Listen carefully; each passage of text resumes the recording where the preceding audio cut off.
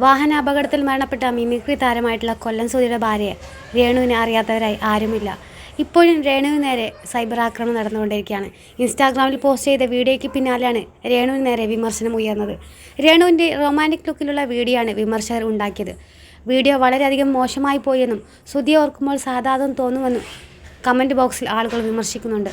ചാന്ത് കുടഞ്ഞൊരു സൂര്യൻ മാനത്ത് എന്ന പാട്ടിൽ കടപ്പുറം പശ്ചാത്തലമാക്കി വളരെ റൊമാൻറ്റിക്കായിട്ട് ഷൂട്ട് ചെയ്ത വീഡിയോയ്ക്കാണ് വിമർശനങ്ങൾ വരുന്നത്. സുധിയുടെ മക്കൾ ഇതൊക്കെ കണ്ടാൽ എങ്ങനെ സഹിക്കും? സുധി ചേട്ടൻ്റെ ആത്മാവ് ഓർമ്മ എന്നൊക്കെ പറഞ്ഞ് രേണു നാടകം കളിക്കുന്നു.